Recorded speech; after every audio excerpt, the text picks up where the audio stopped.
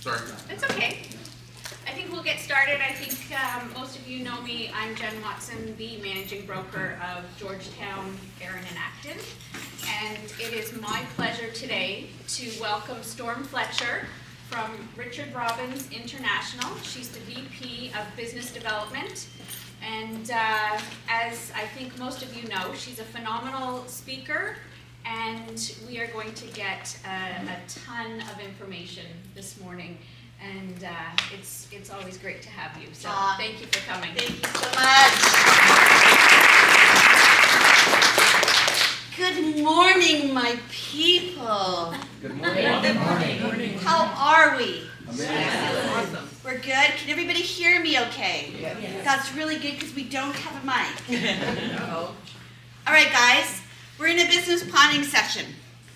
But I want to start today with something a little bit different.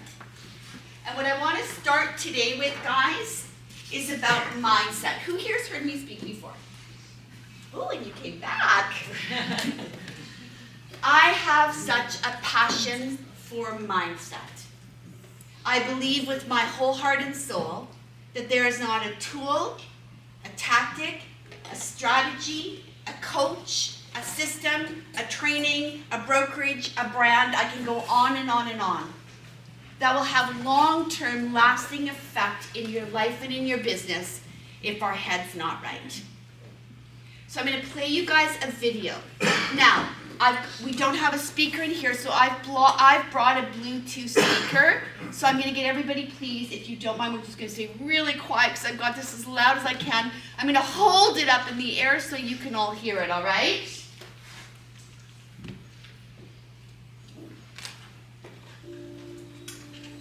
You have got to change the way you think. It is the whole determining factor of where you go in life.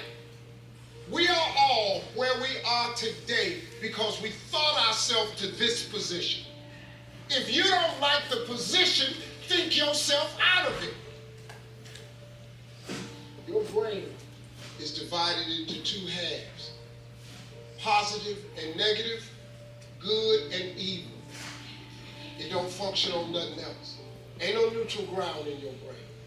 It's either positive and good or negative and evil. Each half of your brain has millions of factory workers on each side. You got 1 million factory workers on the positive side. You got 1 million factory workers on the negative side. At the forefront of each one of those factories in your brain is a foreman. You got foreman positive and you got foreman negative. You are in charge. You're the boss of the factory. Guess what? We are how we think. You can't make a world, but you can make your own world. So now, since your brain is in two halves, let me show you how this works. You wake up in the morning and you say, man, I don't feel myself today. I got up on the wrong side of the bed. I'm not a morning person. Foreman negative hears that. He steps to the front. He said, what did you say? You said, I said I woke up on the wrong side of the bed today. I'm not myself. I'm not a morning person. He says, you got it right away. He said, hey, the boss just woke up and said he's not a morning person. He's having a bad day today, and he ain't feeling himself. Let's get to work. The 1 million factory workers start producing thoughts to justify what you just said. So now guess what? Man, I hate my alarm clock went off this morning. I got to get out here in this traffic. I'm going to drive down here today. I don't even like these people on my job. I can't stand this car I'm finna get in this morning. Sure wish I had a new car, but I'm driving this ragged-ass car. And on and on and on. And your day starts tumbling into what you ordered at the top of the day. You can wake up in the morning and you say, you know what? Today is going to be a great day today. I expect something really good to happen for me today. You said, what did you say? You said, I said I'm having a great day today. I expect something good to happen today. Foreman positive turns around and goes, all right, let me have your attention. Steve's having a great day today. He's expecting some wonderful things to happen. And man, let's get it going. And they start manufacturing thoughts. Same brain. Man, I can't wait to go to work today. It may not be the job I want, but at least I got a job. I'm sure grateful I got a car to drive to work today. Hey man, at least I got a check coming in. I appreciate the fact that I don't have a car, but at least I can walk to the train. Man, this is gonna be great today. That's how your mind works 24/7. It never turns off. Change your attitude, you change your altitude. It all depends on how you look at it. Our lives are mostly affected by the way we think things are, not the way they are. The way we think they are affects us most. And Shope taught me that the mind is like a factory, a mental factory. And whatever you think about all day long pours ingredients into this mental factory.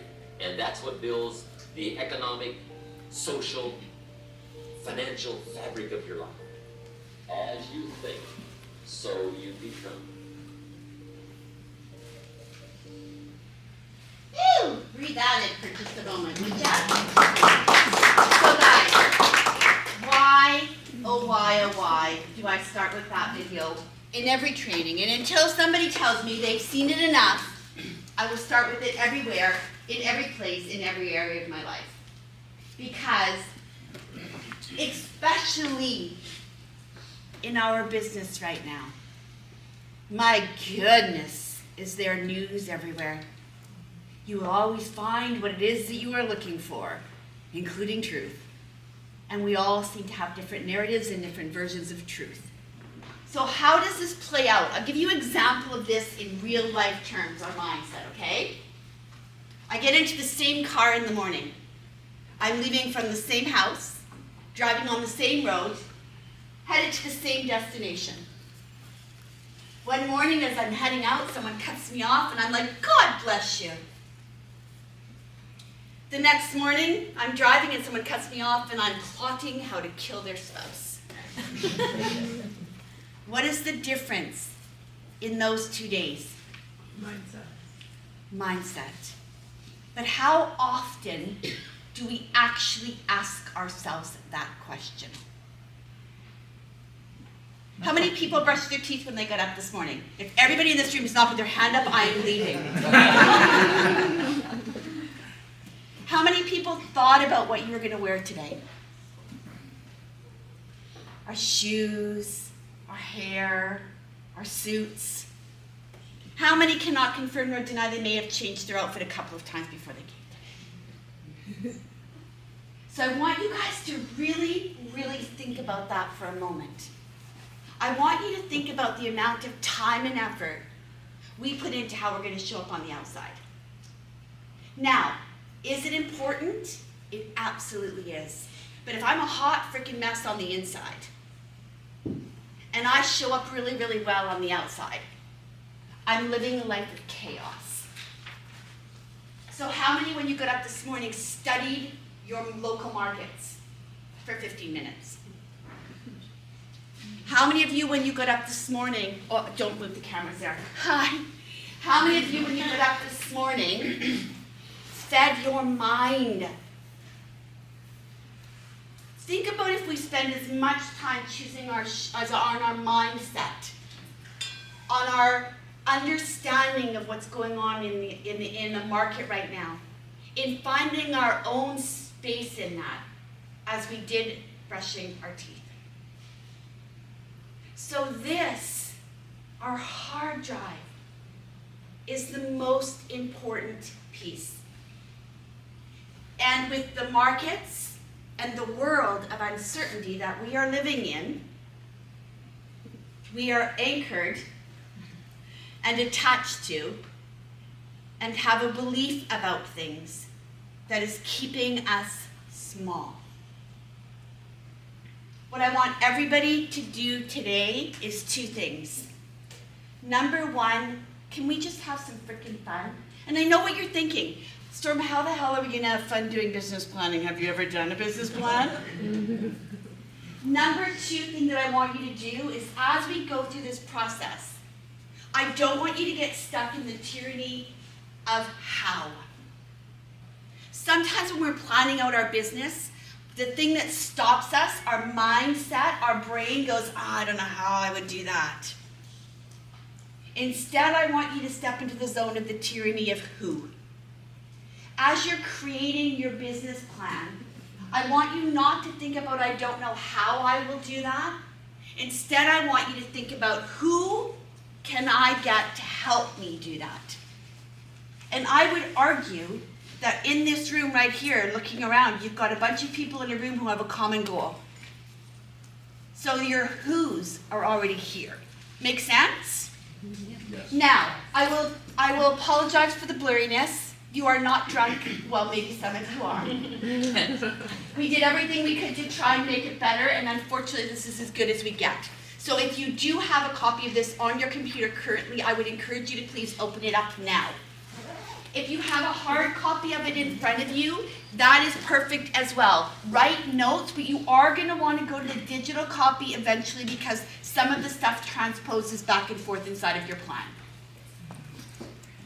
So let's start with, what the heck is a business plan?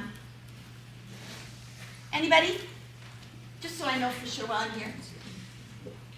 It's a roadmap. A roadmap, exactly. And if we want to create a roadmap, what are some of the things we need to be able to do first? A roadmap is going to take me from where I am to where I want to be. Fair? So a big part of a business plan, guys, is being able to get really clear on where we currently are. And that is kind of the only time throughout this whole time and moving into next year that you're going to have to look backwards. But success leaves clues. And sometimes success is clues in the form of what we call failure, but it's not. There's no such thing as failure. There's absolutely no such thing. So as you build out your business plan, well, unless you're parachuting, then if you fail, it's not going to be pretty for anybody. As you build out your plan, I don't want you to stop yourself, but I'm going to encourage you all to be very pragmatic. I'm a dreamer. I absolutely refuse to adjust my dreams to my income. My dreams are rock solid. They are non-negotiable in my life. They are my reason for waking up in the morning and my reason for breathing. But in order for me to have that ability to live into my dreams, I have to make sure that I'm rewarding my mind, body, spirit, and business the right way. Make sense? Yes. Okay. So inside of the business plan, guys, we're going to cover a bunch of different things. We're going to cover your future focusing, your mission statement, your goal setting, your business source, and key performance indicators, KPIs. We hate talking about those, don't we? And then I'm really sorry to swear at you guys, but we are going to do budget. I apologize. We're going to talk about, what does your ideal week look like? What does your ideal day look like? We're going to talk about your marketing calendar. Now, when we talk about your marketing calendar, I want to change your mindset there as well. I freaking hate the word marketing calendar. Instead, I want you to create a giving calendar. And marketing lives inside of it. Some of what we do lives inside of that calendar. All right? Are you going to leave here today with this completely finished? Probably not. There's probably going to be some information that you're going to go and have to aggregate from different places. That's okay. The big thing is making the commitment that no matter what, you're going to get it done. Are we all in? Mm-hmm. Clearly you are. You're here. Okay. So let's start with, guys, your actual business plan. So we feel that you should have 3 top results priorities and 3 top activity priorities. I don't like focusing a lot here. And if you've ever seen me speak before, you know that I'm not a huge proponent of chasing a result. I am a huge proponent of making a commitment to a result and managing and chasing your behaviors. So that's where I would focus a lot more on your priorities. How many people here before have done a business plan, or as a minimum written down what their gross commission income goal for the next year is? How many people here halfway through the year cross it off? Go, oh shit, interest rates, inventory, all of the other things that can affect what our gross commission is going to be, and not that any of those things aren't valid, but how many cross it off? So what I want you to do is when you are writing out, when you're looking at gross commission, when you're looking at goals, I really want us to look at being laser focused. But in order to do that, guys, we first have to be able to really look at future focus and mission statement. For a lot of people in the room, this will be the hardest part of the business plan. Future focus is challenging, and why is future focus challenging, do you think? Things change. Things change. Things change, exactly. Future focus, do you guys know that it's actually impossible for the human brain to future focus? The statement itself is actually a little bit ironic. Because I'm living in the present, yes? And I can only see the world through the experiences that I've had so far. And so when I focus 5 years from now, I'm making those decisions based on who I am today. But things change, and so do we. So why is it then really, really important to have a future focus? Because, go? Gives us a map. Yes. It gives us something to at least, that light at that end of the tunnel. Those times when you start feeling exhausted. Those times when maybe the year you're having in business isn't the year you thought you'd have in business. Those times when maybe the year you thought you'd have in a relationship isn't the year you're having in a relationship. All of those things combined, the power of being able to look and kind of tie back to, where did you think you would be in 5 years? It also gives us permission, guys, and this is a big one, It gives us permission to stand frickin' down. It gives us permission to breathe, which is something that a lot of us are not doing right now. The other part of this, guys, well, I'll go to your future focus first. I'll stay there for a moment.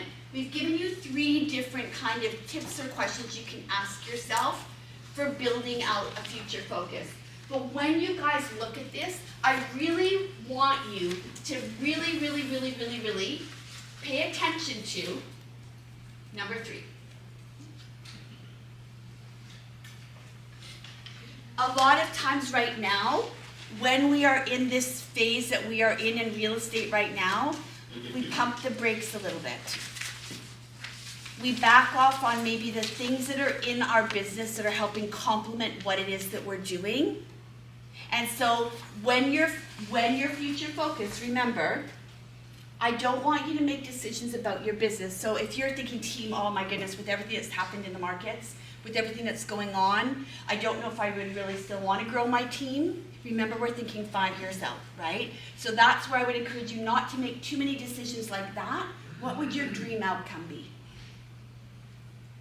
Mission statement. Again, I tie it to number 3. What makes you unique or different in the marketplace?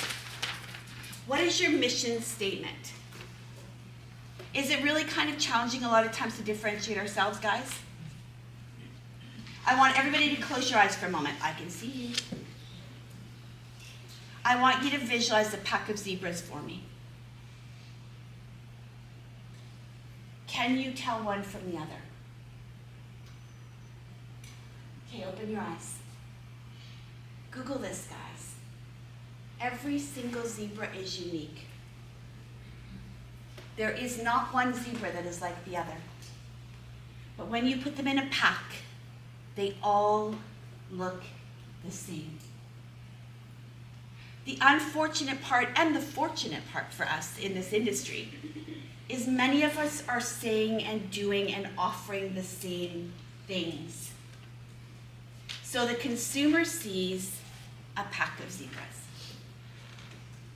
So then what do we end up competing on most of the time for your business? Commission.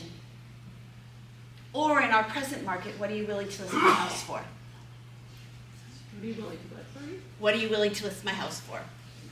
Right? So that is the deciding factor in many cases, not all. I don't want to do a huge swatch, but in many cases, our clients or potential clients' decision to work with us is being based on what our fee is and how much we're willing to list our house for. So that's not what I want for you. One of the ways that you can differentiate yourself is through having a strong mission statement. I would have my mission statement everywhere. I would have it on my website. I'd have it on all my marketing. I'd have it on my social. If I'm doing flyer drops, if I'm doing newsletters, I would have my mission statement on there. Because people want to do business with people that they kind of feel that they know, like, or trust in some way, shape, or form. And your mission statement is a way of defining who you are. But there's a bigger piece here. I just did 2 trainings. They were incredibly fun for me, not incredibly fun for the participants. One of them was with 32 of my brokers, and the other was with about 27 of my realtors. Everybody's mine. And the whole workshop was, why you? The beginning of the workshop, everybody had to get up and stand up and just say it. And I'll tell you, honestly, truly, it was a lot more uncomfortable, unfortunately, for my brokers. But everybody had to stand up and say, okay, I'm a consumer.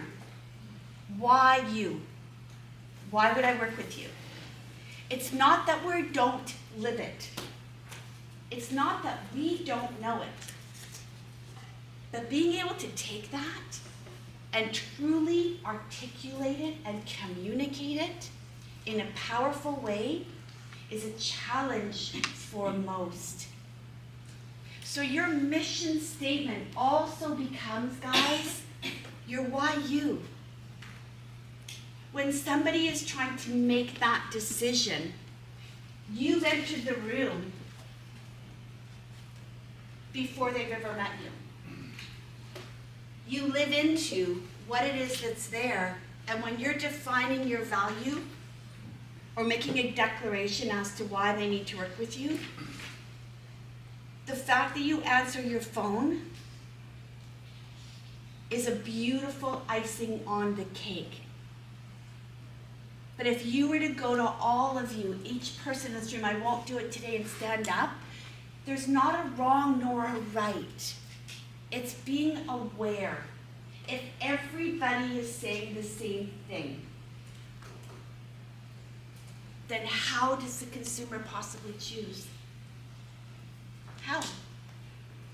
If every single realtor, whether it's true or not, says, well, I'll answer my phone whenever it rings, I've got a marketing plan, I will do this, I will stage, I will.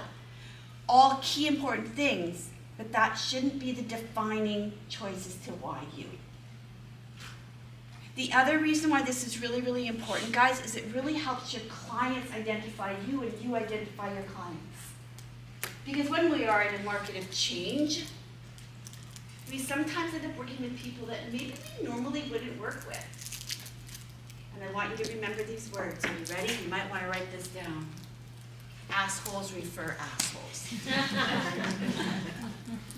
And so it is as important for you to understand and know who you are, because what it does is it actually helps you be able to better identify who your clients are. And you will attract those people into your life. I am completely opposite of a lot of the noise that's out there in our market right now. I think 2024 is going to be a phenomenal year. I think that we are going to see a wee bit of a slower start to the season in the early part of 2024, but I'm going to tell you, man, fasten your frickin' seatbelts, because spring markets are going to be insane. For many different reasons, but they're going to be busy. Spring markets will be busy. We've got a ton of mortgage renewals coming up. 15% of people with the mortgage currently are coming up for renewal in 2024. Interest rates from all indicators, and right now economics make no sense. Nothing that is would cause is coming into play here. Right now, everything is indicating that we've probably seen the last of the squeeze.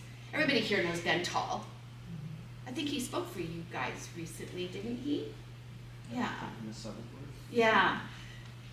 Ben said when he was speaking at a conference, he's speaking at our event as well. Is anybody here coming to our event? We're sold out, yay! So, when Ben said when I heard him speak recently, this was before October, that he did not feel that there was going to be another rate hike. It did not make sense. That if the Bank of Canada was AI, it would have done the last 3. But the Bank of Canada is a business, and it's making decisions based on being a business. He said that if we didn't see a rate hike now, he believes very strongly that the squeeze is over. But as we move into 2024, halfway through, we should start seeing small incremental lowering to the interest rate. Our new interest rate environment, everything is indicating right now, is going to be around 3%.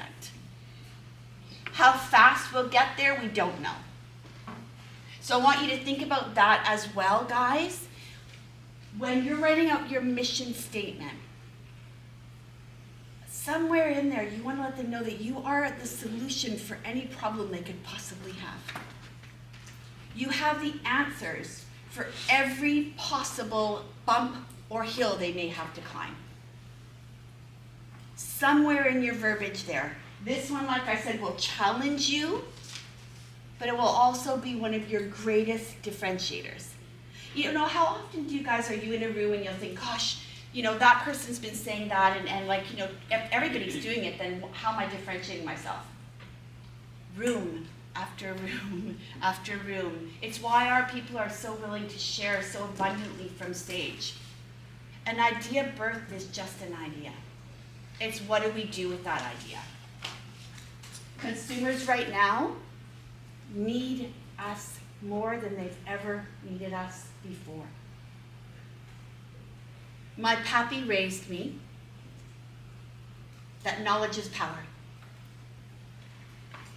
I still believe that to this day. But there is a very big difference between information and knowledge. And right now, there is a ton of information out there. A ton. And it's caused more confusion than ever, because they don't have the knowledge or the ability to navigate the noise. We have that opportunity. I want to see that in your mission statement. There's also right now, guys, can we all agree there is an element of, I don't want to say, I will, distrust, I think, more than we've experienced before. I've got die-hard door knockers that I know, and they're for the first time in their careers going, gosh, nobody's answering their door. Nobody's answering their door. Even my people who normally answered their door when I came into the neighborhood aren't answering my door. What's the solution?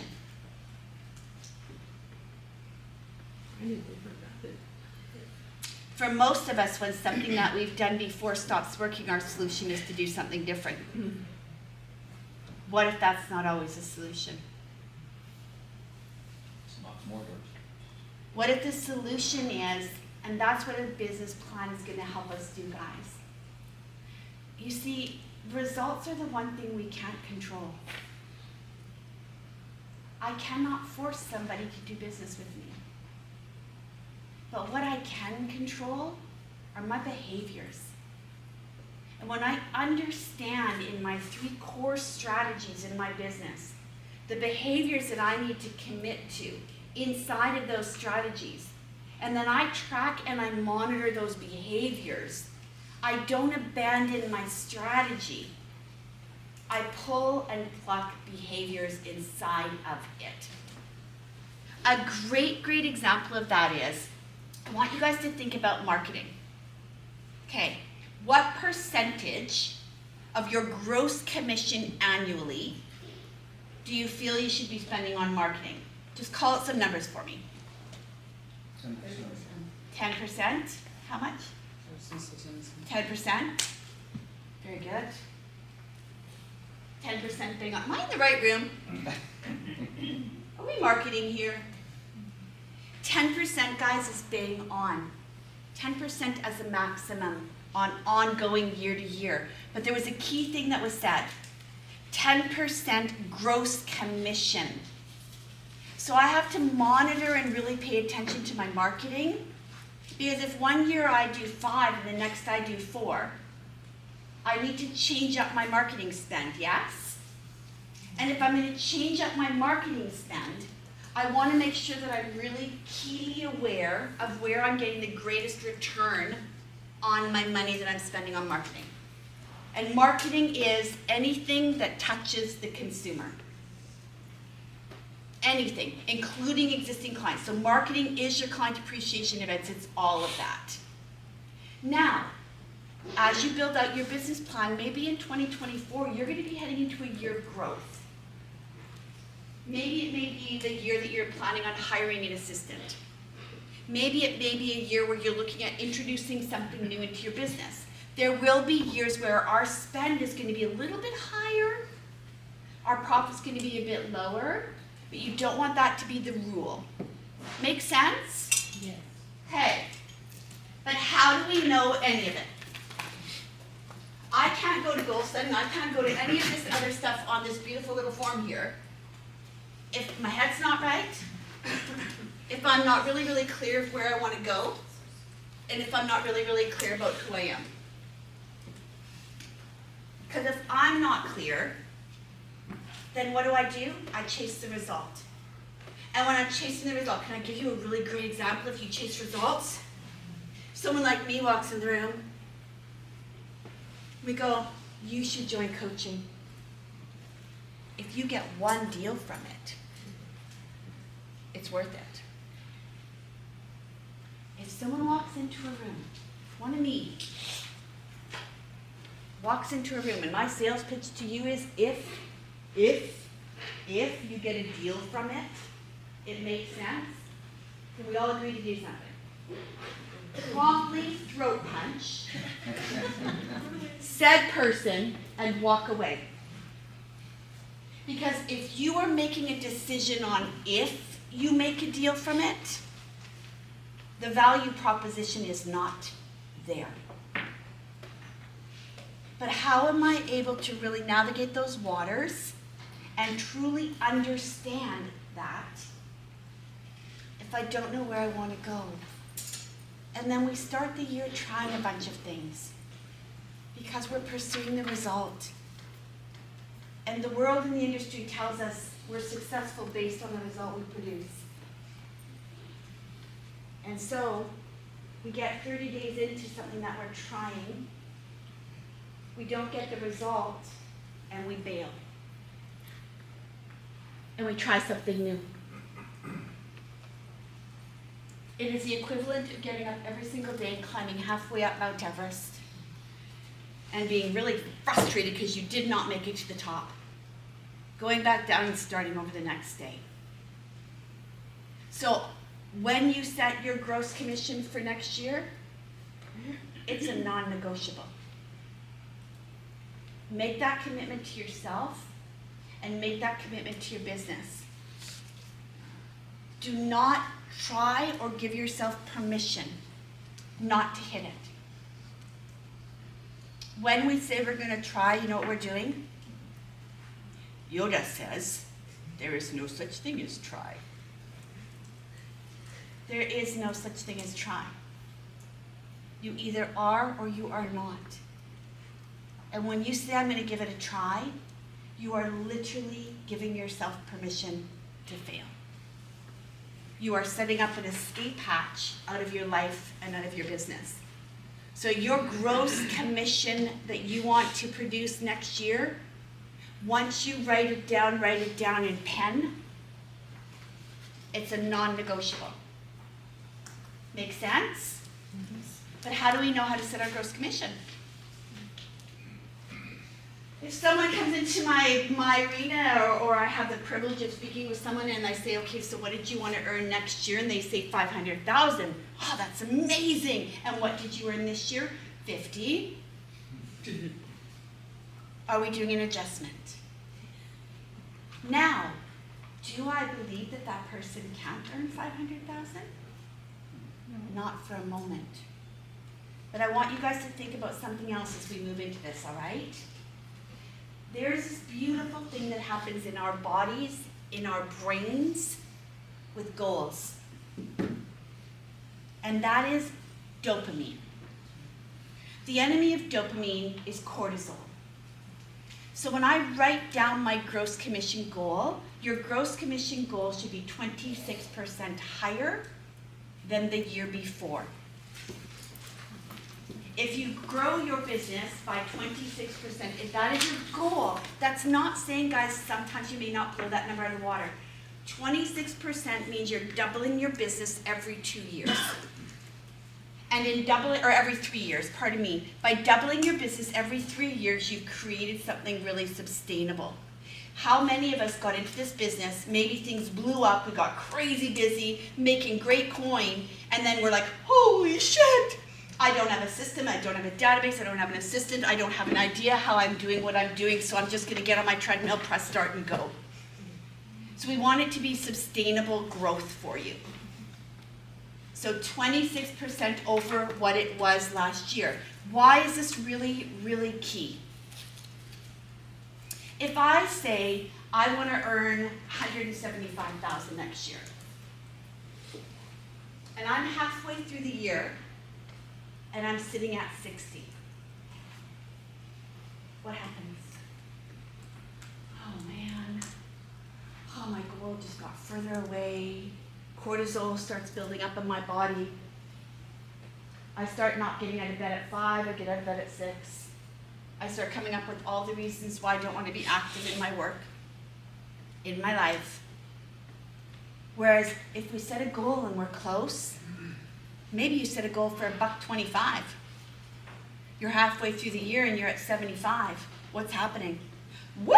Dopamine is partying in your body and in your brain. You're like, I got this. I can do this. It creates motivation. It creates excitement. It reminds us that it's obtainable. So it's not about settling. It's about obtainability and reinforcing your body and your brain to hit your goal. If you double it, God bless you. But what I don't want you to do, please guys, if you have a year where you double your business, when you're doing your business plan the next year, please do not put 25, 26% on top of what you doubled. Go back to what your original goal was. Add 26%. You're thinking, well, Storm, why would I write down a revenue goal for the next year that's going to be lower than what I did this year? Oh, that doesn't feel good. Because until you've consistently produced that result for 3 years, we want dopamine. We don't want cortisol. So 3 years of consistently producing a result is leaving evidence that the things that you are doing, your behaviors, are strong. Make sense? Yes. Of course it does. You know why? I'm brilliant. All right. Goal setting simplified. How many people have seen this form of ours? I freaking love this document. I love this document because no matter what we do, this business is your playground. You get to decide how you want to play every single day. We have to have an objective to our play. And if we don't have an objective to our play, it's not a playground, it's a prison. So, this breaks it down and simplifies it in such a beautiful way. On this goal setting simplified. Now, I want to really encourage you guys to go in and play around with this sheet a little bit, all right? But this is all about efficiencies. The only cells in here that you guys are going to complete are the gray ones. All right? So you're going to go in and you're going to say, what do I want my gross annual commission to be? What percentage of my sales are listings? This was from a training I did the other day. This person who did this example was doing only 25% listings, 75% buyers. We ideally would like to see that flipped. But right now in the business, what's the low-hanging fruit? Buyers. So it's flipped it a little bit, and it can kind of be challenging for your numbers. So, what percentage of your listings are selling? How many buyer trips are you going on? Buyer trip is how many times are you getting in the car with the same buyer before they buy?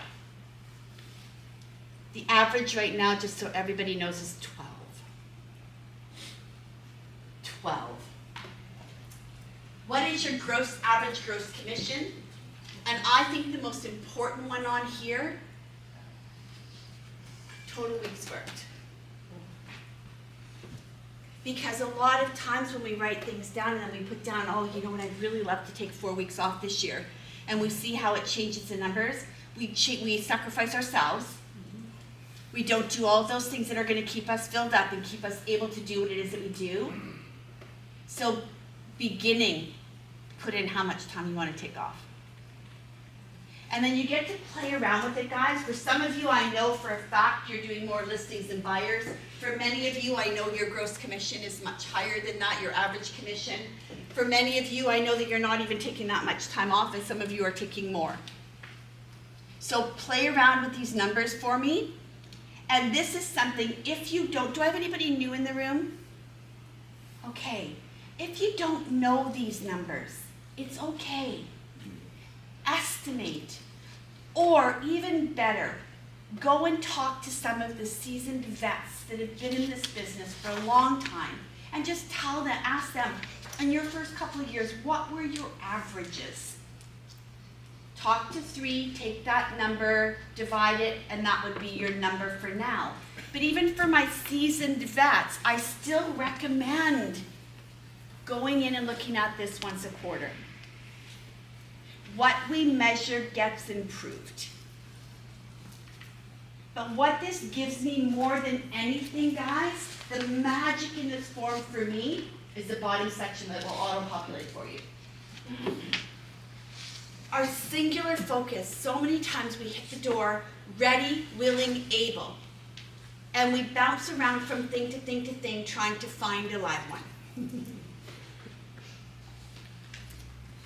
Your goal based on that, if you want to have that income based on those efficiencies, your goal is 1 appointment a week for 48 weeks. So your singular focus every week is setting 1 appointment. 1. And that's when you then open up the playground. Because if I know that I need to set an appointment this week, then I get creative. Where am I going to go to do that? What am I going to do? How am I going to do that? That's where you get to play. But if you guys look at, sometimes we so underestimate what we can accomplish. If I go up on this form again, guys, and I'm sorry, I've had to make it big, it's not optimal, but let's say that I want to do 250, okay? Let's say that I'm doing 60% and 40%. 95, I think, is a strong number. But let's say my listing, I really mastered and I'm doing 85. Buyer appointments. We have clients right now that are doing 1.5 trips to buy. 1.5. Why do you think that that is, guys? This is buyer's market? No, not necessarily. The reason this has been going on throughout, and the main reason is they lead their buyer doesn't lead them. They have a very, very, very strong presentation when they sit down at the table or when they meet the buyer. They don't just go into agreements and run around taking them places. Oh, it's Sunday at midnight, you want to go see a house? No problem, I wasn't in bed. They lead the relationship and lead the person right from the beginning. powerful, powerful, powerful communication is your answer. So, Mr. Buyer, I'm so looking forward to working with you.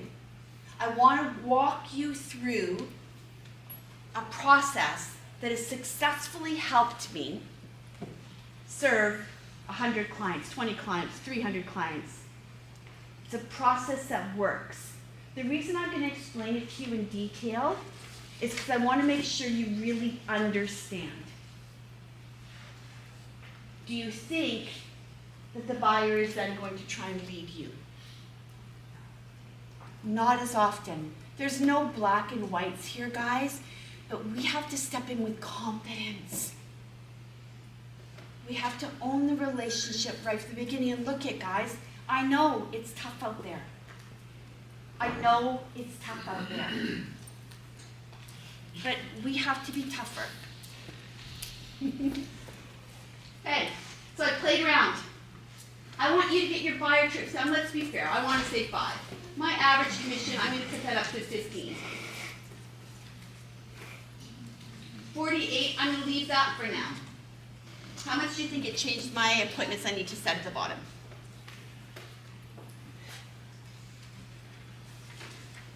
Were you following along and cheated? A lot of people think it would be this astronomical, phenomenal number. Have a look. 1 appointment. How is that possible? I increased my income by $100,000, my goal. I flipped who I was working with. I increased my average line. Are you excited? Are you motivated? But it's still about setting 1 appointment. Now, what I don't want you to do, I do not want you, if you don't set your appointment in a week, your week's not finished. Don't give yourself permission to bump it to the next week. Or else we're in March and you've got to set 12 appointments that week. And then guess what happens? That goal seems further away. We get demotivated. Our body's full of cortisol, not dopamine. We stop being excited. So 1 appointment is your non-negotiable. Now for some, it might be 3. For some of our teams, it's 6. So it really is dependent on where you are in your business right now. Appointment is powerful. All right.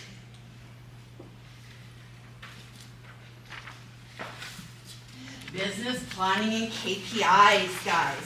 So this is, for me again, you'll see we don't track on this sheet our buyers.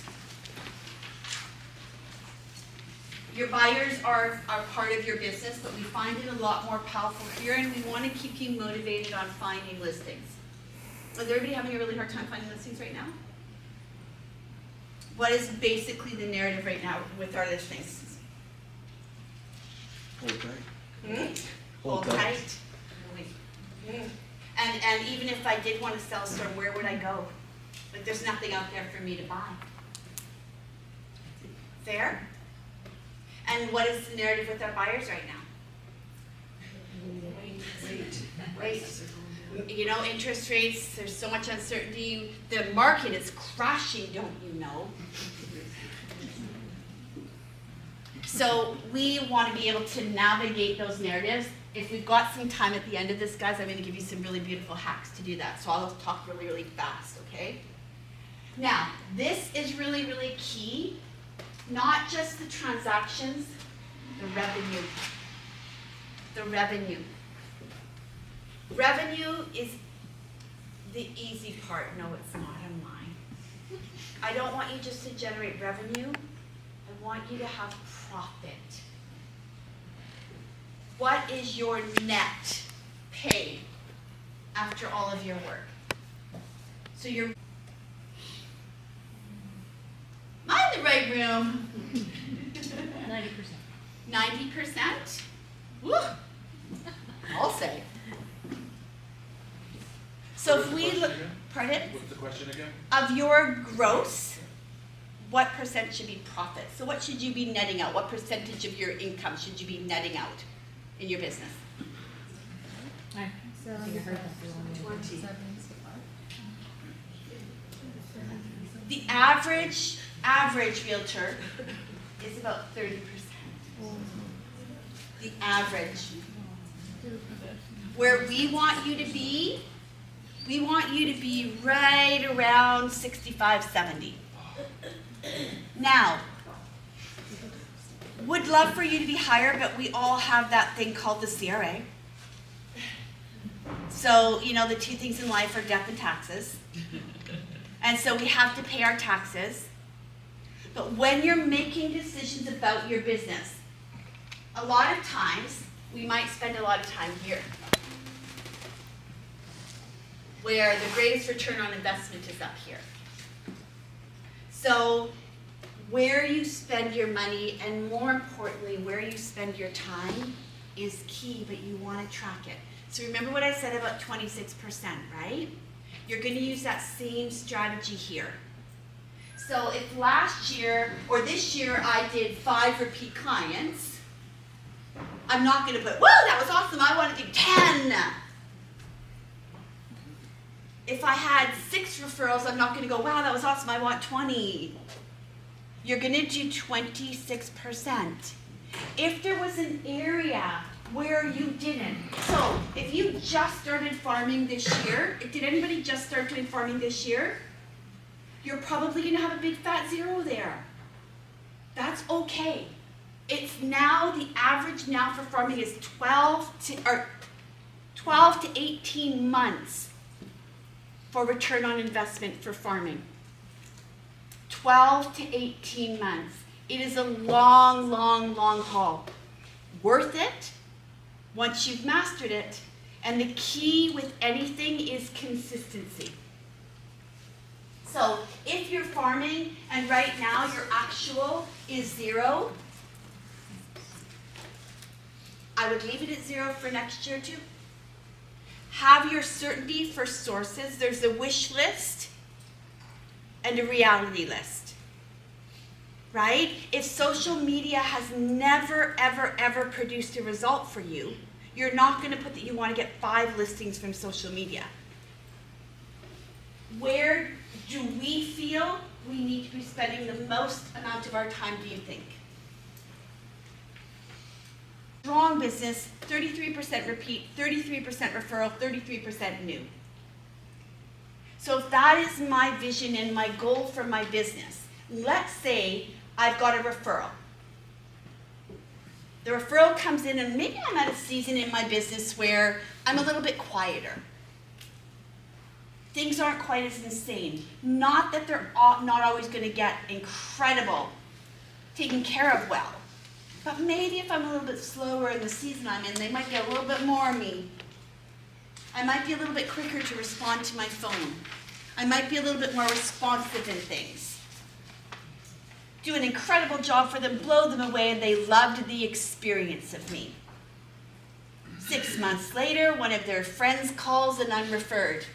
But this time when I get the referral, man, I am in a season of insanity. I'm up to my eyeballs in alligators. Never am I not going to do a phenomenal job for the person. But they came to me based on the past client experience of me.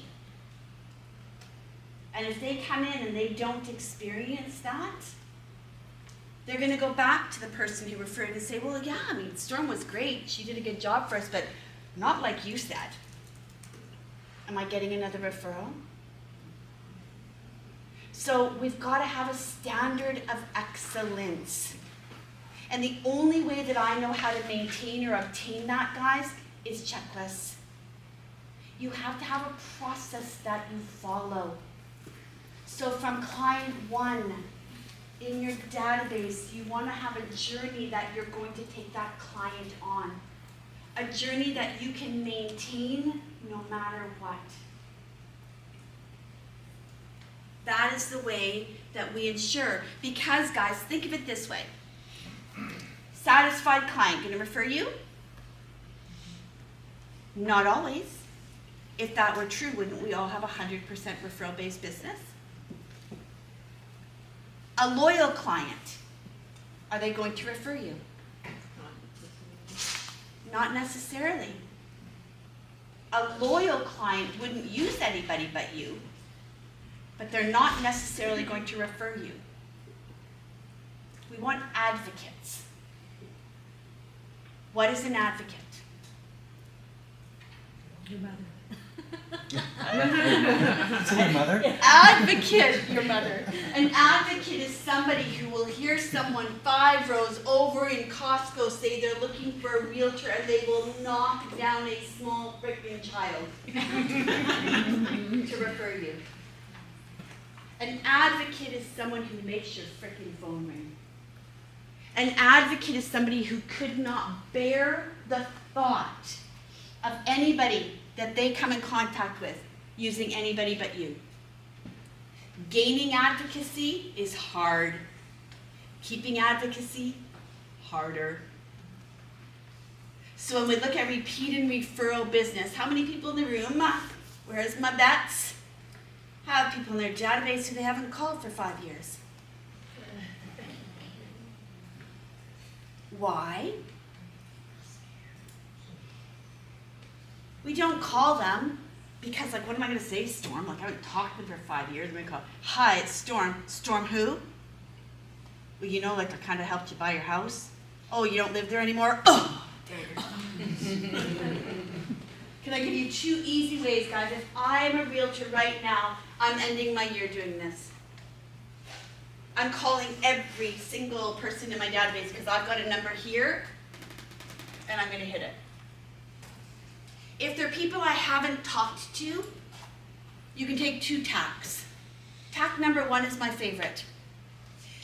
Hey, it's Storm. Listen, I'm really reflecting this year and thinking about all of the incredible people that I've had the privilege of working with over the years. And I've come to a realization. I am horrible at staying in touch. I suck. So tell me, are you still in the house? That's negative thinking. Stop it. Are you still in the house? Do you still love the neighborhood as much as you thought that you would?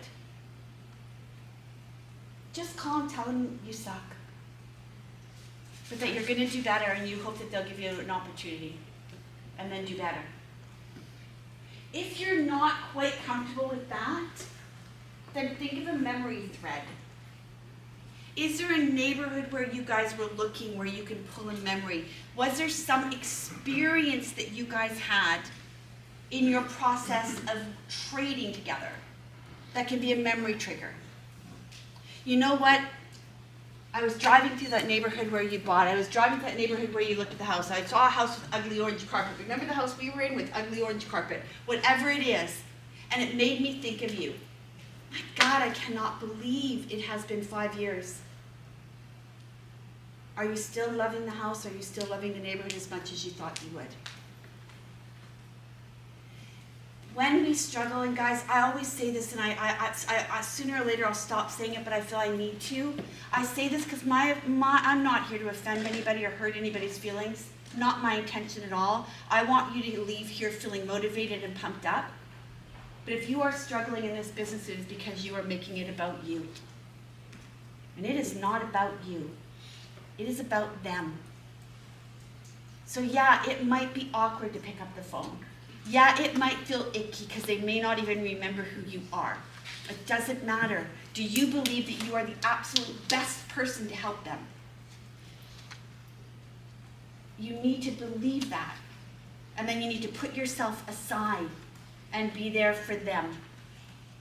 So as you map this out, you don't want to just write down a number. Success leaves clues. Yes, 100% it does. And we want to base this on the prior year.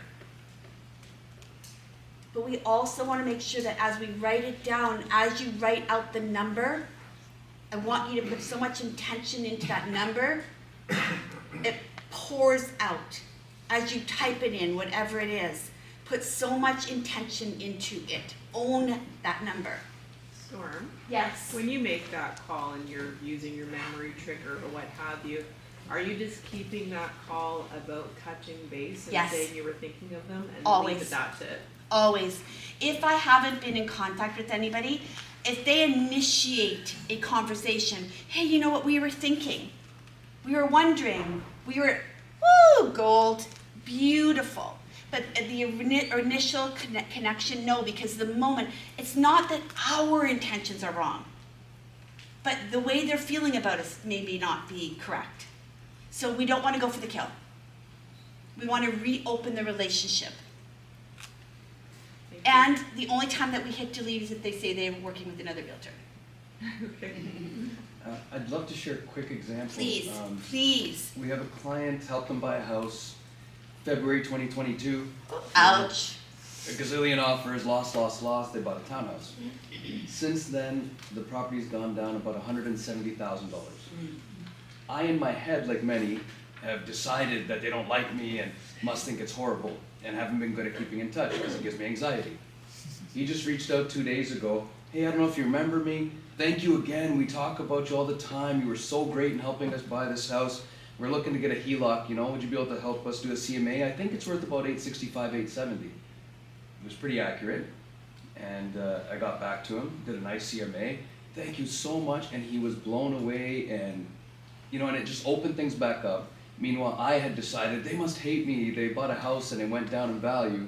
Yes. And he reminded me that they still love me, and that's not my position. My position was to service them and create that relationship, and they're happy with that part. Yes, I love that. Thank you. 100%, guys. That's why. Has anybody here ever heard me talk about the real estate investment portfolio review? If you were at my trainings before, you've heard me speak about this, and it is this strategy exactly. So how many people right now, as part of their marketing, are doing complimentary CMAs? Stop it! Just stop it. Can you imagine going to about 5 different accountants and going, hey, listen, I want you to do a forensic audit for me. And based on the information you give me, I'll decide if I'm going to use you. Market evaluations, and I'm kidding, don't stop doing complimentary market evaluations, but do those for people who need it. Do not use it as a marketing strategy. If we wake up every single day looking for buyers and sellers, shoot me now, for Christ's sakes. I'm relevant to maybe 5% of the population. Powerful example of this, guys. You call me today. Hey, Storm, just reaching out, touching base. Got any plans to sell your house in 2024? Nope. Take me out of here in a coffin. You go into your CRM, you're such a good girl, and I'm going to type in, reached out to Storm, no plans to move. Follow up with her. I don't want to be a pest. I don't want to seem desperate. 8 months. Tomorrow, my husband, something happens to him. I live on 8 acres. You call me and you say, hey, Storm, just touching base. What's going on in your world? You thinking of selling? Yeah, you know, I might be. I might be. So, looking for buyers and sellers 5% of the time. But you never know a decision and answer is given based on what's happening in our life today. And you don't know what's coming tomorrow. So staying relevant and figuring out creative ways to stay in touch and bring value. Did you have something? Oh. No? Real estate investment portfolio review. What is it? A glorified CMA. Change your words, change your worth, but you're adding a layer to this. Does anybody else have clients who bought in February 2022? And most of us are walking around going, oh shit, please don't call, please don't call, please don't call, please don't call. Oh my God, there they are. I'm not going to that gas station. I'll run out of gas, but it's okay. I don't want to see them. Wouldn't now be the time that you'd want to talk to them? And a gain or a loss is not realized until we frickin' lock it in. So if you've got clients who bought, you call them, or you call anybody right now. There's so much uncertainty in this world of real estate right now, and I'm always looking for ways of how I can serve my clients, how I can be of service, how can I help? So I'm offering a new service.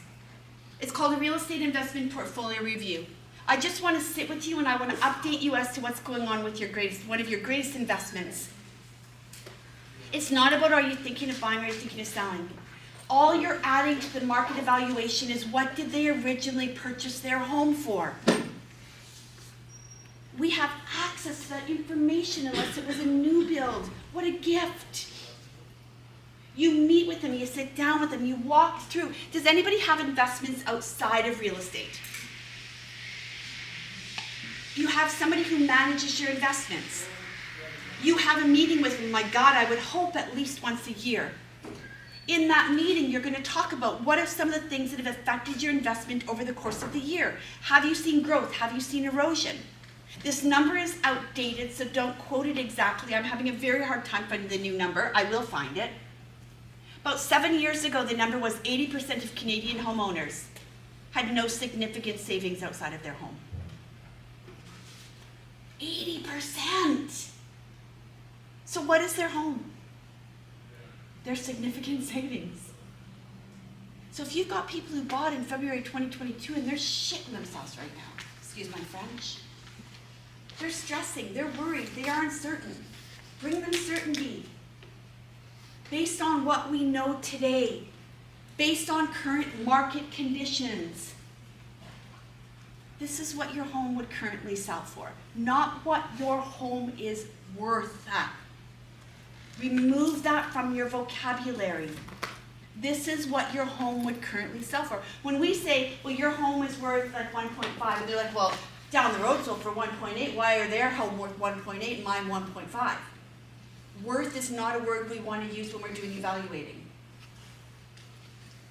If they have seen a little bit of erosion in their investment, don't you want them to know now rather than 3 years from now when they call you to list?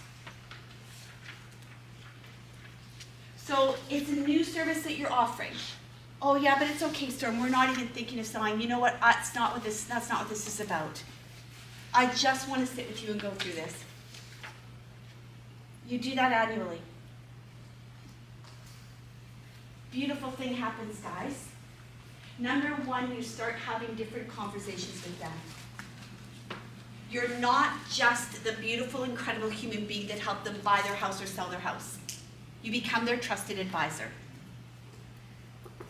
And in that process, we've always got a reason to reach out, number one, and you can get leads from it. You know how? 2 weeks after you do the real estate investment portfolio review, you circle back. You say, listen, I just want to touch base really quickly and see if you have any questions on the heels of our meeting. 99% of the time, they're going to say no. You say, well, listen, I had one of my other clients that I did this for, and they asked me if I'd be willing to do this for their brother because they thought it was pretty valuable. They were sharing with them and thought it was pretty cool. I just want to let you know, if you have anybody who you feel would get value from this, I would be happy to offer it to them on your behalf. Referrals. Referrals. Referrals. Referrals are not complicated. Referrals are when we do a job and we ask for something and we give nothing in return until the next time they're ready. So your database is your freaking gold mine. If you're brand new, a database is not an Excel spreadsheet. A database is the same as if you were going to go and open up a clothing store. Your inventory are your relationships. Your everything in there. Your database is crucial. Your systems, your standard of excellence. Who are you? What are you? Do those things right from the beginning. Right from the beginning. If you haven't got them and you're 20 years in, it doesn't matter. Start anew. Start anew. I get asked all the time, and I've been asked this so much, guys, like, do I really want to do this anymore? Like, I'm tired. I'm like, yes, you want to do it. It's the best goddamn profession in the world. Look what we get to do all day. Help people, man. I'm sorry, I'll get off my soapbox. So when you're doing this, I want you to do, what did you do last year? If you didn't have a what did you do last year, then I want you to look at what do you want your commission to be in 2024. Based on that, I would like to do, I think I'm going to focus on my colleagues. I think that I'm going to just go and really focus on my colleagues. Share a story. Yes, no, maybe, don't. Alex Ripko. Does everybody here know the name John Ripko? Yes. John Ripko's like a freaking legend, right? Love him, hate him, doesn't matter, he's a legend. His daughter Alex joined his practice a number of years ago. All Alex had to do was follow in her dad's footsteps, and she's set for life, that little one. But she decided she wanted to kind of make her own way as well.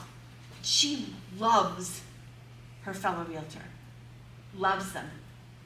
She loves going and just meeting others that are like her, same core values, same vision. So she goes to meetings, coaching, training, events, it doesn't matter. Wherever there's an opportunity for her to connect with her realtors, she does. She created a database. 192 realtors currently in her database. She created a lifetime referral system for her colleagues. These aren't just names in a database. These are people she met. Same core values outside of her trading area. If she goes to an event and she hears something really cool, she immediately goes back to her computer and goes, hey, guys, I was at this event. The speaker said that. My coach said this. I was reading a book. I was listening to a podcast. I thought it was really cool. I thought you might find value in it. Boop, here you go. Last year, 199,000 gross commission. Referrals in, referrals out. Her intention is not that. And that is a fraction of her business. And she didn't have to do it. She just simply needed to follow John around and get the cash that fell out of his pockets. But she decided differently. So imagine, guys, we are part of a freaking amazing network here, yes? Why wouldn't you have a relationship with a realtor in every single marketplace outside of yours? I would go on my social media right now, I'm ranting. I would go on my social media right now. I would do a post. I would say, hey, listen, real estate has become so noisy. If you know anybody that is thinking of buying or selling, please reach out to me. If I'm not in their area, it's okay. I have the privilege of being connected with some of the most phenomenal professionals, and I know that they will take great care of your client. Referrals? Anybody? You set up a referral network of people that you have something in common with. 29 of her people, her colleagues, competitors, in her database are advocates. What's an advocate? Someone who will talk to a small chat. Someone who makes your phone ring, right? So I want you guys to really think about that as well. Opportunity is everywhere. So if I don't get a lot of referrals, maybe from my current database, my current people, number one, let's have a look at what we're doing. Have we earned it? And number two, let's open up opportunity. Let's open up opportunity. And all that I have to do for that opportunity is to have an abundant mindset. The true consummate professionals that I have the privilege of knowing understand at a core level. That collaboration is truly the competitive advantage. I was gonna say, I just referred their clients, but also friends. I referred them to an agent in London because, it didn't really make sense to go back and forth. Plus, I don't really know the area, and my client said that they said she was just like you, and her and I have developed a relationship. So Yes. I'm really starting to get that. But that is so key. It's the relationship piece. Thank you. The relationship piece here, guys, is so key. And I know it's like, oh, come on now, you've pounded it enough. But when you think about all of these things here, it's all relationship. But the same as if you have strategic alliances, partners for homeowners that you work with, that you're partnered with, strategically aligned with, electricians, plumbers, gardeners, window cleaners, gutter cleaners, HVAC, anybody who can service a homeowner.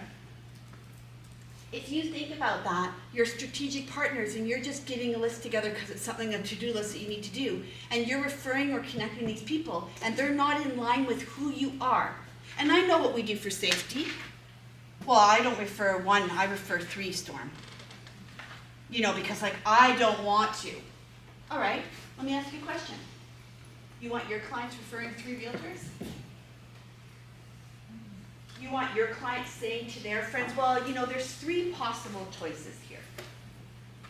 Where we get ourselves in trouble is when we don't give the client the choice.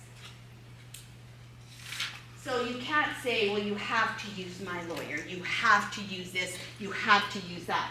That's where we get ourselves in trouble. But you can say, I am so passionate about this, I've compiled a list of consummate professionals.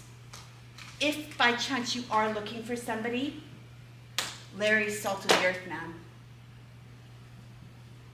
Do your due diligence, look around. But I personally love him. All right, as you go through this, guys, you will get really, really, really bright-eyed. I am not saying not to spend time here by any extent of the imagination, but success leaves clues. And if I'm not producing a result there, then the number one question that I have to ask myself is, am I changing my strategy? And if the answer is no, then what behaviors am I going to change to start producing a result there? Okay. How are we doing for time? Oh, I better talk fast. All right, guys. When we're doing our budget, sorry, you again. Budget is really, really, really key. A powerful example of this. My man is in finance. We budget everything. Everything. And I love it. The very first time he wanted me to do a budget, I was like, did I do something wrong? Now I love it because I've got such freedom in it. But we don't know. We don't know. So I get you to do this exercise. How many people here, maybe will stop at Timmy's or stop at Starbucks, they'll grab a coffee, they'll grab a bottle of water, they'll grab this, they'll grab that. That's just a few bucks a day, it's just a few bucks a day, it's just a few bucks a day. Yes? Guilty. I'm on the road on average about 180 days of the year. So it's easy for me to run and grab a coffee, and then I'm on, I'll get gas, I'll grab a bottle of water. Cannot confirm nor deny, every once in a while I'll grab a chocolate bar. You don't look like you do. Every once in a while. I do. So my hubby says to me the one time, he goes, baby, I was running some numbers. I'm like, oh shit, do I need to sit down? And he goes, no, I want to share something with you because I know you're a numbers girl, and I know once I share this number with you, you're going to make different choices. I said, are you telling me how I'm going to behave now too? And he said, how much? Just guess for me. How much do you think you've spent this last quarter on like coffees and waters and that sort of stuff? I don't know, like a few $100. He goes, now I am going to ask you to sit down. $3,300. Now that was not meals, guys. I am very health conscious, so I don't eat a lot of health food, hot fast food, whatever you call it. I really honestly don't. But that's just waters, coffees, like energy bar, like that's not meals. So I want you to think about that for a minute. I'm going out, I'm like, pooh, buy my bar coffee. Woo, let's buy a bottle of water. But those were all for meetings, your 1 week of meeting, right? And you paid yourself $5,000 per meeting. Tax right. See, there's a bright side to everything. But You think can about use that. this. Someone came up to my business and said, hey, Storm, there's this really cool thing. $3,000 is the investment. And I go, whoa, whoa, whoa. $3,000? I'm spending $3,000 on that. Because $3,000 in one gut punch. But yet I easily spent that on waters and... So this brings awareness, guys. I budget everything. Everything now. So let's say I decide that I want to go on a $15,000 vacation. You will never hear from my lips, can't afford that. How much was that vacation? But what you will hear from my lips is, okay, based on my budget and where I am right now, where can I reallocate? Because that vacation, I'm going on it. I just need to allocate funds from somewhere else. But I don't know how to allocate the funds if I don't know where I'm spending and where I'm not. So I give myself a clothing budget. I give myself a home decor budget. We're budgeted like nauseam. But I'm free. So this for your business, guys, for your business budget. Because what do we want you to be? Profitable. We want you to have a profitable business. And you will see, guys, this here, brokerage fees, massively important. How, and I'm not just saying this, guys, because I'm with a brokerage or I'm at a brokerage. I say this everywhere I go. How many businesses in the world do you know that you can successfully run for 25 grand a year?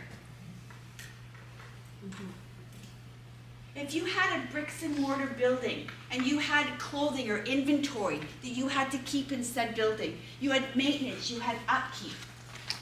Our cost of doing business, while sometimes we're like, ouch, there's nowhere else in the world we could be entrepreneurs and make as much money as we do and have the success we do for that low of an amount. Do not make decisions about your business based on your brokerage fees, please.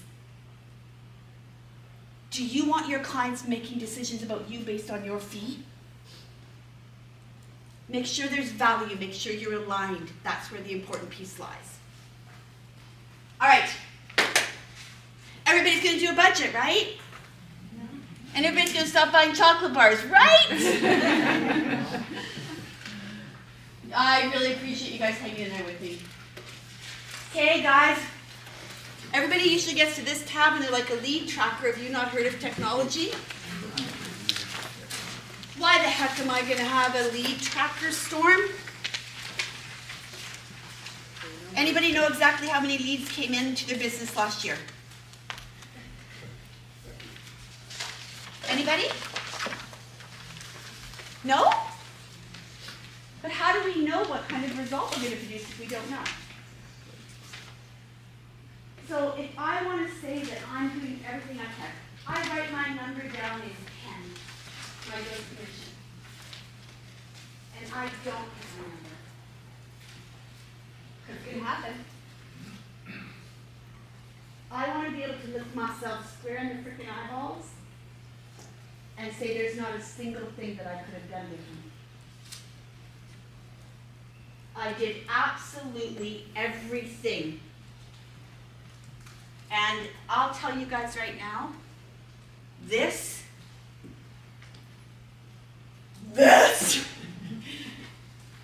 is a lost art in our business right now.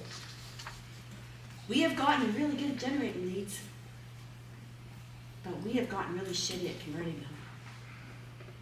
So we're just generating more. And now we're paying people to generate them for us. Aren't we smart? There's no wrongs nor no rights. But I've got a question for you. It's your business, yes? Wouldn't I want to know, boom, you asked me how many leads I generated this week, I should be able to say this many. How many leads you should generate so far this year? This many. What's your conversion? This. Where did those leads come from?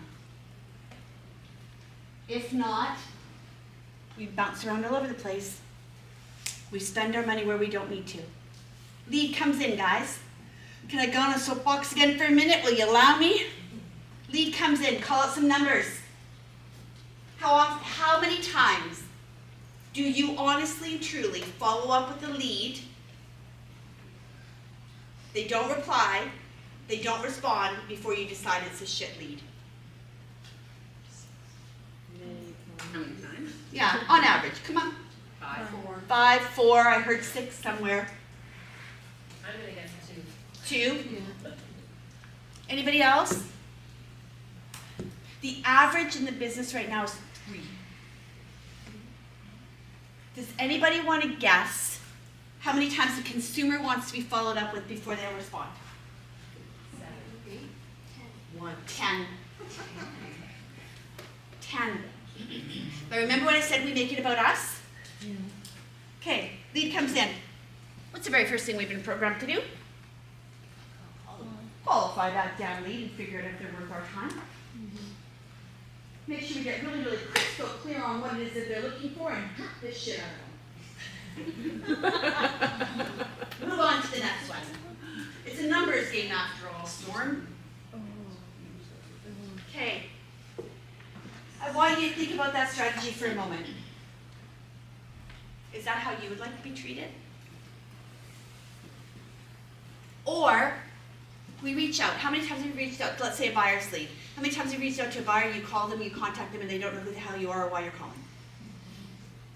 Because we've gone in programmed.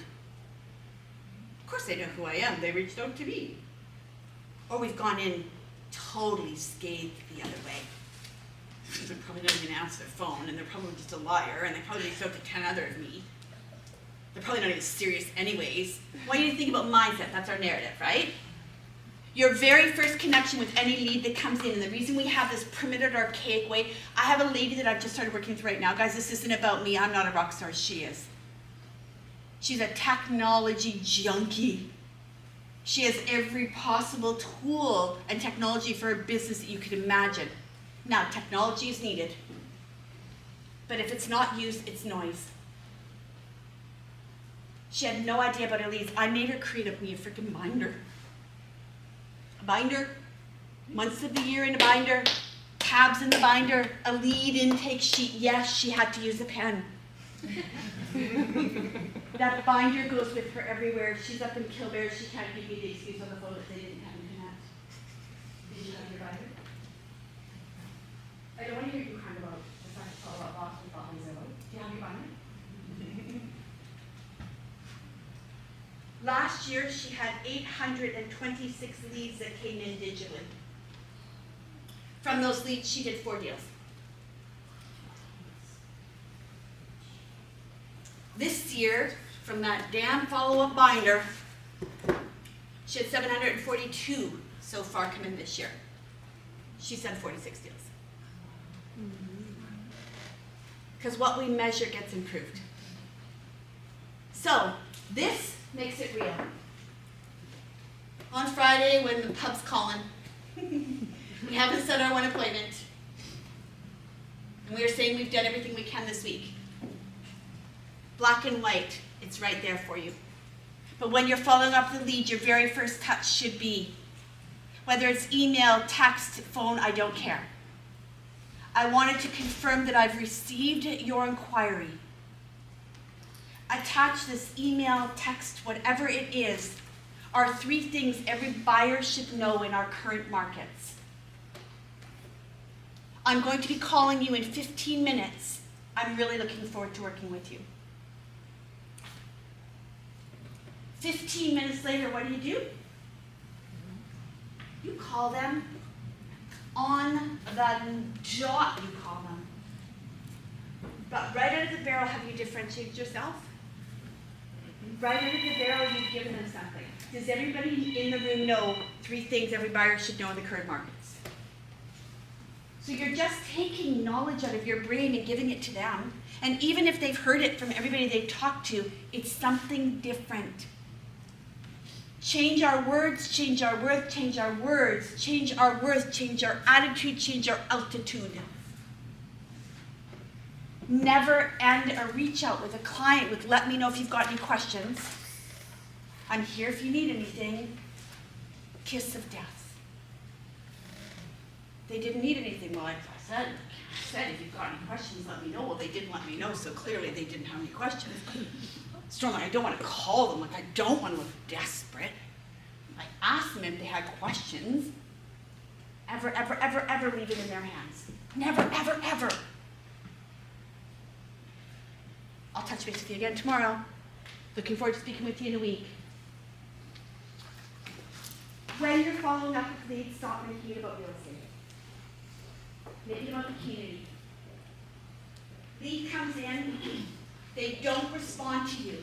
Your follow-up is easy when you come from a place of giving and don't make it about you. We want to qualify and decide if we're going to get business from it. I get it. We all have bills to pay. But in order for me to get business in 3 months, when do I need to be working?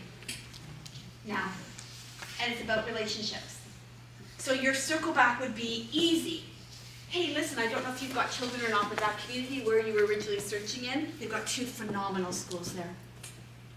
Hey, listen, don't know if you're a foodie like me, but within 15 minutes of that neighborhood where you were looking, there's 10 great restaurants. My personal favorite is.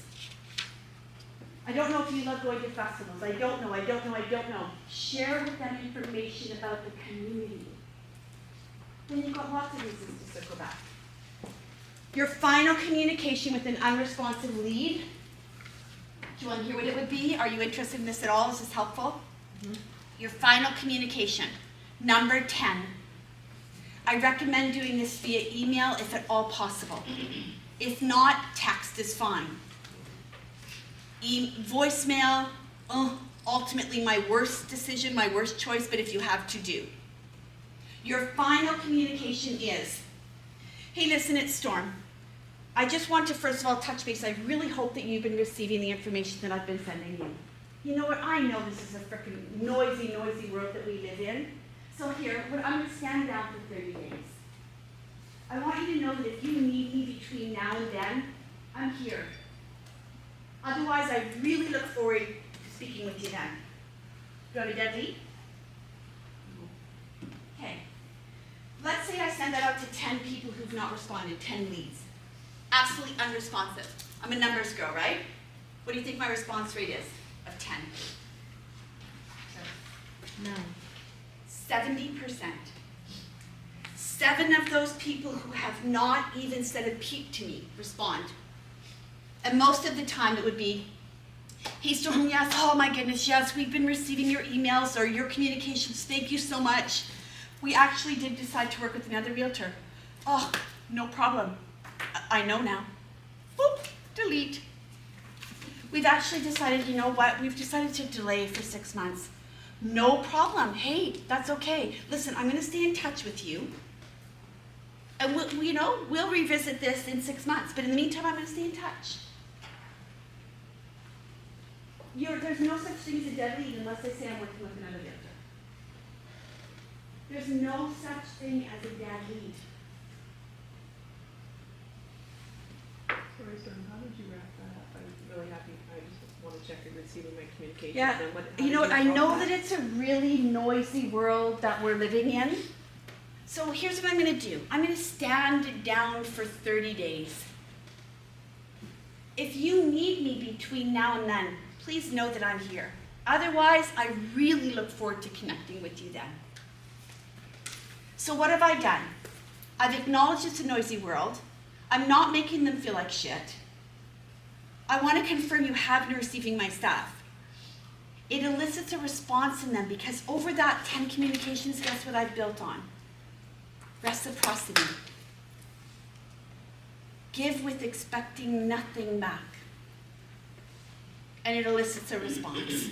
So this, guys, you can lie to your mama. There's one person in this whole entire world that we are not successfully able to lie to. Yourself. And so when you see it in black and white, it's easy to lie to ourselves when we can't see it. I encourage you guys to use this, please. Please track your leads as they come in. If you got 30 leads in a month and you're not having at least 2 strong conversations, you've created an opportunity to hone your craft. You've discovered a communication gap. And communication gaps are where opportunity lives. But we don't know to communicate differently if we're not paying attention. And when our mindset is qualify, move on, qualify, move on, qualify, move on, every day I'm looking for that one freaking needle in a haystack.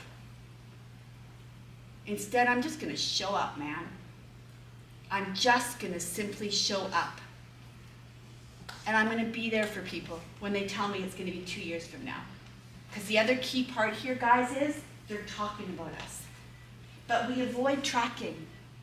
We avoid the tangible look because then we can no longer lie to ourselves. So how's it going? Oh, busy, busy, busy. Did I mention that I believe with my whole soul that 2024 is going to be a kick-ass year? Are you in? Right? So if we're in, we're in. But if you want to be in, know it. This is your business. Know it. All right. At a glance marketing calendar, this is the thing I took that I don't like. I call it a give calendar because for me, marketing is just one of the things that I do inside of my giving. The reason it's important to map it out is because it sets our intentions. Where I always recommend we do is know exactly what it is that we're going to do or the frequency of. That is your written in stone. The frequency of is your written in stone. Put in pen in your calendar the first quarter. Put in pencil the last 3 quarters. Because if I'm planning on doing some sort of maybe a client information event, if I've got something planned inside of my calendar and things shift, I'm still going to do an event. I might just shift what the content of the event is going to be. So map it out and be intentional and purposeful and committed to what the vision for the year is, but pen it in only for the first quarter. That doesn't mean the last 3 quarters aren't happening, but each quarter as you move into it, you've solidified it, right? You're not trying to plan stuff at the day of. Are we still inside of our marketing calendar doing newsletters? Anybody? Are newsletters important? Newsletters work? Newsletters don't work, but are they important? Yes. There's 2 different types of marketing, guys. There's intentional marketing, and then there's impression marketing. How many times do you think the human brain needs to see something before it remembers it? 12 times. 12 times. So in the world we're living in of so many of us, and we're all saying and doing the same things, and a lot of times a newsletter is generic, but it's going out, and even if it goes in recycle, it's okay. Each time their brain sees your image, it locks it. At the 12th time, they remember it, and you go from being a stranger to someone who, I know that person. That person's familiar to me. So please don't ever underestimate the power of generic marketing. Please don't ever underestimate it. Because it moves you from being a stranger to familiar. So being consistent in that action is key. One of my clients, what we've started doing for her, she's a recipe nut. She loves recipes. She should have been a chef. She's incredible. She used to include in her newsletter a recipe. I said, engage your clients. Ask them for recipes. So she did. Every month the newsletter went out. It was one of her clients' recipes. Guess what her gift for Christmas is this year? Cookbook. A recipe book. Going out to her database of all of the people in her database that submitted a recipe. Pretty freaking cool, hey? Just a cool way of connecting. So the action itself, the strategy is solid. Just dance a little bit inside of that strategy. So this, guys,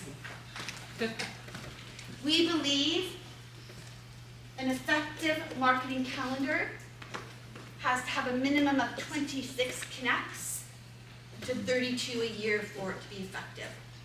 60% of what you do has to be generic and automated. If it's not, guess what happens? Fish on! And everything goes to the back. Burnout. We stop doing what it is that we're doing that got fish on. So we have to have a certain element of our business has to be automated so that when we start getting busy, when we're working with our clients, Our business doesn't stop back there. And if we don't have a portion of it automated and generic, we're not going to do it with consistency. And when I used to come into trainings and I would look around the room and I would go, oh, I wish there was one magic bullet that I could tell you, that one golden nugget in your business that would make you $1 million producer. It doesn't exist. I lied. It absolutely does. It's called consistency. The golden nugget in this business is choose what you're going to do and do it with absolute consistency. Absolute. Do you know what success is? Repetitive boredom. Repetitive boredom. Just doing the same things over and over and over. Why in the world, after all of these years, my daddy retired out of this industry? They taught him about door knocking. Have we not evolved, humans? Why are we still teaching it to this day? Because it freaking works. Because no matter what we do, this is a relationship business, a conversation business. So this, create opportunities for conversation. Can I give you an example? How's my time? Woo, 6 minutes. Okay. Can I give you an example? Anybody here ever done a home show? Will you ever do it again? Why?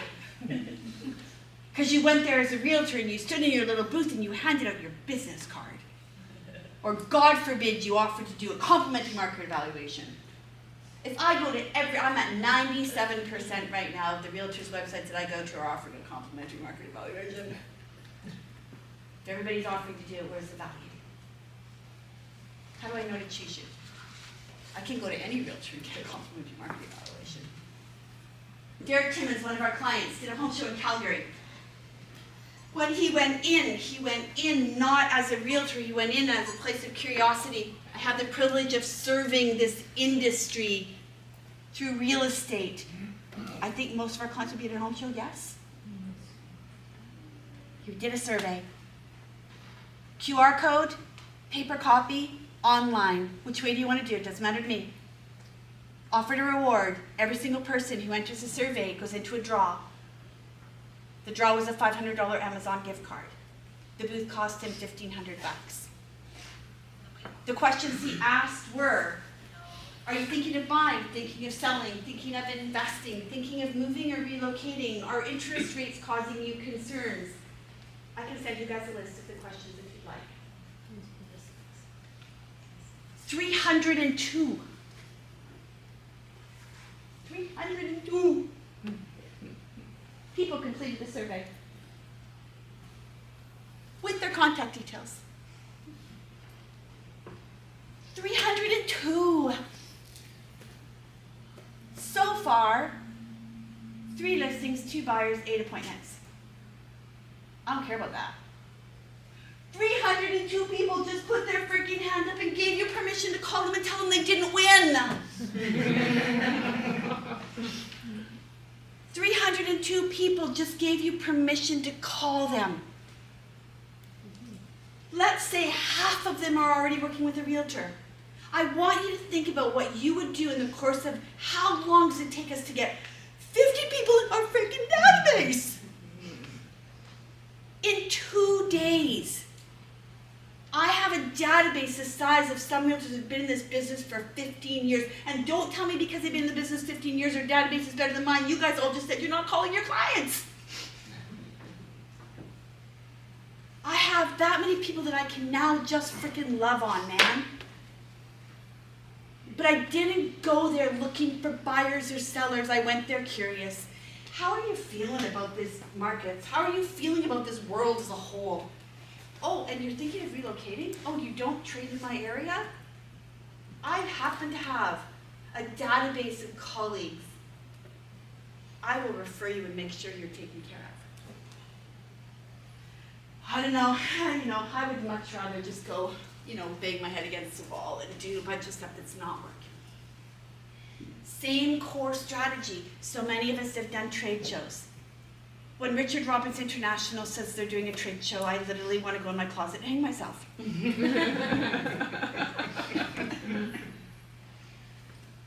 I get it. I feel you. I understand. but step outside of yourself. Step outside of and think about what's possible. So as you're mapping this out, research some trade shows for me, would you? Yes. Just as a little upside to trade shows, I did one with a property manager, management company. She was a client of ours. She started this business. We split the booth. We put in the couch and the fireplace. We offered popcorn, so people on the other side could smell the popcorn and they would come over. Love. We got like 1,500 leads, and I got 3 appointments and 1 buy-in sale out of it. Yes. So it cost me $750. Yes. And I walked away happy. So good. Like, that's the thing, guys. The reason that we are teaching the same things is because they work. But an idea birthed. Oh, I'm running over. I'm sorry. Are you guys with me for a minute? Can I tell you why we don't door knock? Yes. Door knocking, idea birthed by Amway. No, I think it was the Jehovah's Witnesses, actually. I believe those were the first official door knocking people who came to your door on a regular basis. Then vacuum cleaner sales, and then I believe from there it was encyclopedias. Okay? Door knocking. Why does door knocking not work? For most of us. Can I tell you why? Yes. We've been programmed that, my God, if a live one opens the door, you go into your 30-second elevator speech immediately. I don't know about you, but I don't know very many people right now that are sitting at home in their house going, you know, my day will be complete when the realtor knocks on my door and introduces himself. Instead, guys, we go to the door and we go into our speech. Hi, my name is Storm. I'm a local realtor in your area. Thought I would drop by and introduce myself. Not sure if you know the house down the road did sell. Would you like to get market updates? Here's a Just So postcard. We're all saying and doing the same things, and not that those are wrong. Instead, why don't you create a Got a Guy list? I'm a homeowner in this community as well. And I've got this, you know, I know for me, our toilet backed up the other day. We were looking for an emergency plumber. We were looking for an emergency electrician, emergency vet, a door cleaner, a this, a that. Here's just a ton of different people that service homeowners in this area. I hope you find value in it. Hey, listen, spring is around the corner. I don't know about you. I freaking hate dirty windows. I have strategically partnered with this phenomenal window cleaning company. Man, they do a great job. If you're interested in using them, they give anybody that calls and says my name 25% off of their first service. Hope you enjoy. Door knocking is painful when we go and like, did you have any plans of buying or selling this year? 5%. And they don't answer their door anyways. And then when they do come home and they see our little face on the doorstep, or missed you door hanger on the door, those things are not wrong, to be clear. Impression marketing. But make it easier on yourself, be a giver. Map it in, block it out. Okay, guys. Final thing that we're going to go to. Inside of here there is, guys, your monthly action plan. I don't think I need to go into detail. This, the reason we've put it on paper here. Yes, we're in a digital world. See it, eat it, breathe it, know it, share it. What are the behaviors and things that I need to do every single month in order to execute and stay in integrity with myself? What is integrity? Amen. Integrity is not what you do when everybody is looking. Integrity is what you do when nobody is looking. That's integrity. Bang on. I love that you knew that. So this, you write it down, you share it with somebody. That not only are you staying in integrity with yourself, you're staying in integrity with others. Key part, key, important, guys. Okay, then we're going to come to your integrity tracker. This is, if I say that I'm going to do weekly, I'm going to do 2 market evaluations. I write it down. If I don't do it, number 1, I've got an opportunity to change the behaviors inside of my strategy. Number 2, can't lie to myself. Okay, I said I was going to do 2 this week. I didn't. Why? Share it with somebody. Please share. And guys, I don't always recommend sharing this with your significant other, unless they're in the business with you. Because I do find sometimes if we share something with our significant other is often very attached to the outcome that we're trying to produce. And a lot of times they're not able to see clear of that in advising us, because they want us to produce the result. So this is something that I would share with somebody, a colleague, your manager, your broker, a friend, but somebody who is going to really, really appreciate it. And all you're doing is creating cheerleaders. And then last but not least, future focus. We talked about this. To me is future focus. Does anybody have an ideal blocked out week?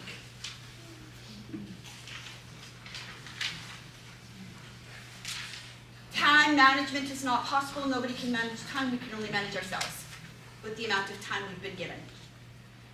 A blocked out week like this, I went to training once. There was this young man there. He went back. He blocked out his whole week. He mapped out his old calendar. A couple weeks later, he called me crying. It's horrible. I suck. I didn't do any of it. I'm like, of course you didn't. Start small, achievable goals.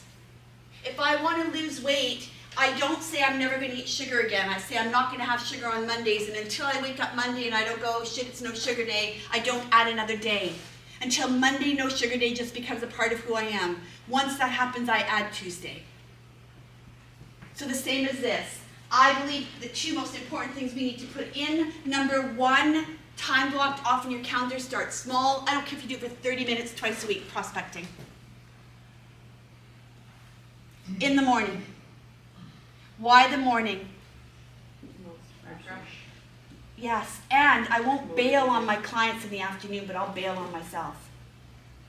I go on client meetings in the morning, and in the afternoon I was supposed to be prospecting. I'm tired. You know what? I'll get to it tomorrow. But I'm not going to bail on my clients. So make appointments with yourself in the morning, others in the afternoon, wherever possible. Start with a small block prospecting. But once you put it in there, guys, it's gospel. It's a non-negotiable. That block of time, unless somebody runs past you on fire and can't find the fire extinguisher themselves, you're fully committed to it. And then add as you go. The second one that I always recommend, guys, and this is the most important one as far as I'm concerned, is time for yourself. For this one, I recommend starting off with 1 hour twice a week. And during that time, you're not digital. Meditate, prayer, music, write. You are alone with yourself.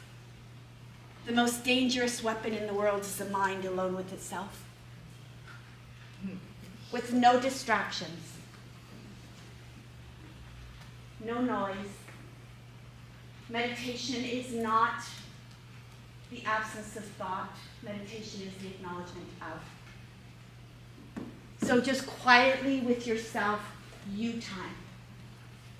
If you are going to do some form of like audiobook or podcast, it has to be something that is going to center you and help you evolve, not distract you and take you away.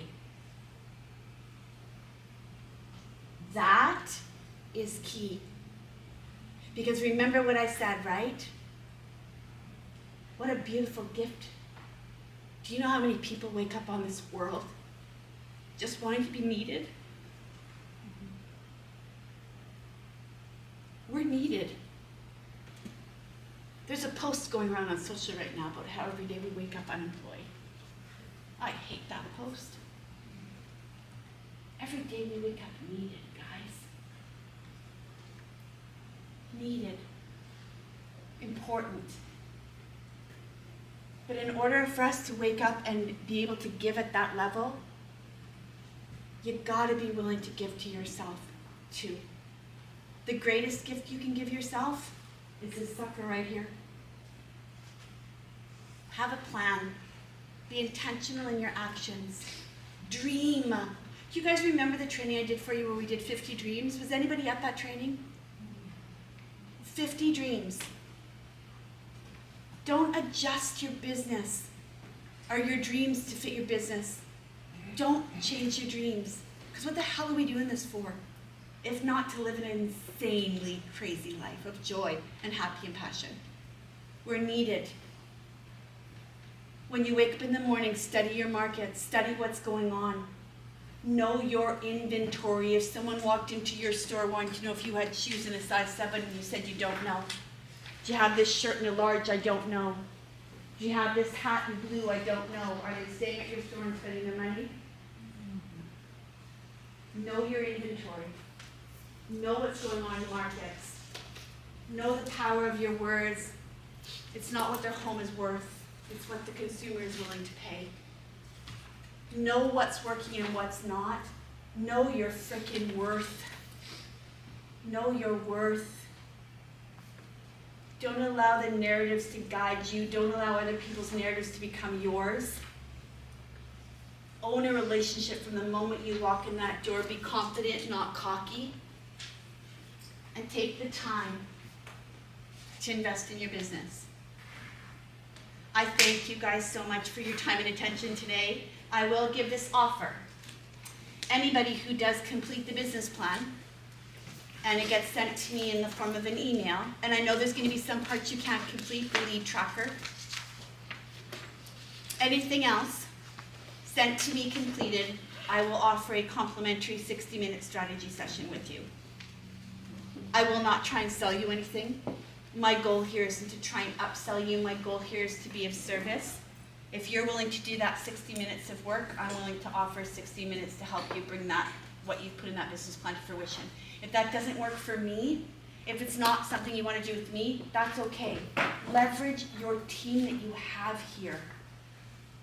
Leverage your managers, leverage your people, leverage your brokers, leverage each other. Because a plan written down is a plan. It's a wish until you put it into action.